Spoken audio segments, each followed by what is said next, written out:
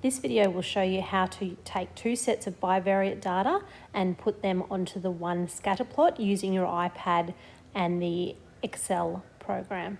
So what you need to do is when you take your initial data set, which in this case our sample is this one here that I've selected, we have two sets of data, experiment 1 and experiment 2, and for each of those data sets we have the age in years and the maximum heart rate in beats per minute for each of the different groups. Now, if we were to take the data and simply put it into Excel looking like that, we're not going to be able to get the two data sets onto the one Scatterplot. So what we need to do is we need to actually take our explanatory variable, so the one that's going to go on the x-axis, and we actually need to have it so that both of the data sets are actually sitting in the one row or the one column. So in this case I've got them in rows because that's how my data was given. It would work the same if it was in columns, but basically I need to make sure that if you have a look at experiment 1, it's the stuff in the green, and then experiment 2 is the stuff in the blue. So if you look at row 1, I've actually got it so that my green data set, you can see up to cell N1, is experiment 1, and then the blue data, that's showing experiment 2, but it's all sitting in that one section. When we get to our response variable, so our y-axis, we're going to have our two experiments, experiment 1 and experiment 2, separated. So you can see here in row 2, I've actually got experiment 1's data and then nothing sitting in the second section of the data there. And then the same, my experiment 2 data sits in line with its own data, but in the third row. So you can see, for example, in our B's, that person was a 15-year-old with a heart rate of 190. Our next slot was our 18-year-old with a heart rate of 200 and so on. And then when we go to our second group, O, you can see our 20-year-old had a heart rate of 205, and that matches back to my original data that you can see in the image there. So it all lines up. You make sure that each data set actually does belong with the appropriate explanatory variable to matching that up to the same person's response variable, keep it all lined up there.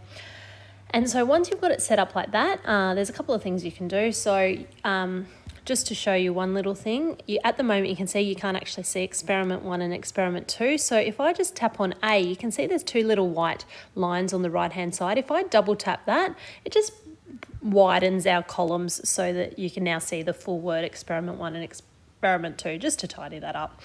And so then from there, what we're going to do is we're going to tap on the first cell, A1, where we've got age. I'll zoom it in a little bit more just so that I can tap properly.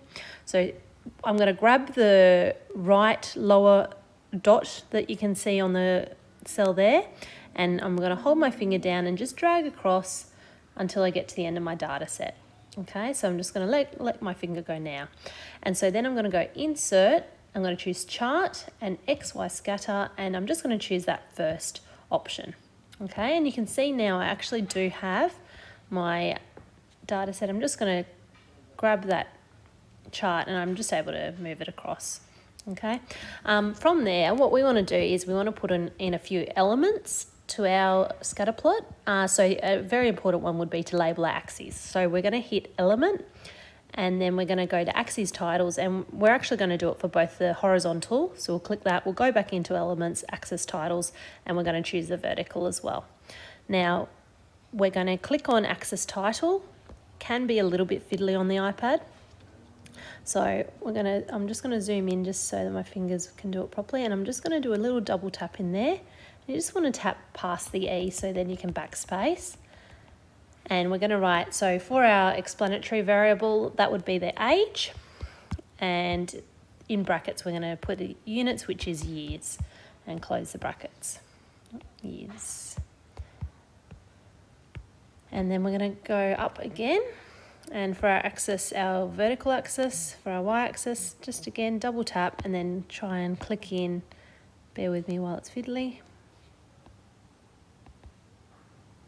Tap in after the E.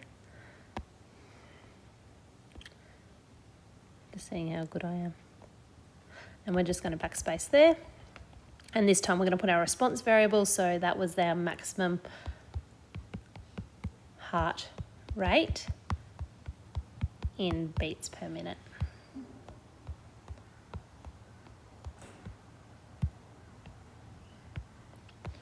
And so the last thing we can do is change our chart title, our title for our graph. And so we could say something along the lines of the age versus maximum heart rate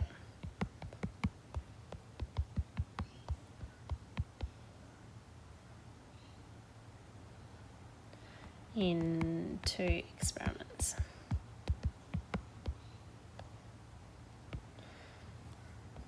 Okay. Now, one other thing we can do is we can change the colours. So up next to elements, we've got the colours option. And so I just want to choose it. I'm going to choose that 4th one down with the green and the blue, just so that I can actually get my dots to match up with the data the data colours I'd chosen before. So I can have my experiment 1 in the green dot points, and my experiment 2 now has my blue dot points. From there, we can tap on the Scatterplot and go copy, and then go to our Word document, and just where we've got our Scatterplot, we can go and paste that in. So tap on your Word document and paste, and allow paste if you need to do that, and then you've got your Scatterplot pasted in there. Hope that helped, and I will put together some other videos just to show you how to do a trend line.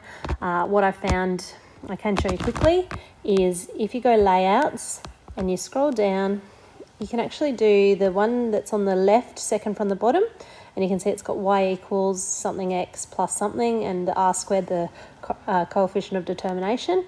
So we can select that one there.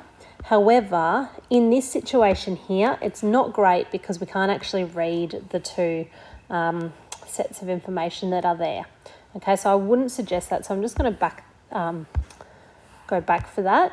One thing you can do if you wish to is you can go elements in a trend line, okay, in a linear, and you can at least put a trend line in there. So you may wish to do something like that. Just be aware, like if you change your graph size, then it's a little bit clearer. So see how before when it was a smaller graph, you couldn't really see, but now you can actually see that the 2 groups, there actually is a slight difference in the trend line, and you can see that for someone the same age, in experiment 1, they have a higher heart rate overall than someone from experiment 2. So just that slight little bit higher the whole way through, but they actually have a quite similar gradient there. Anyway, that's just something that you could also allow for, but just as I said, just be careful of the size of your graph so that you can see the data you need.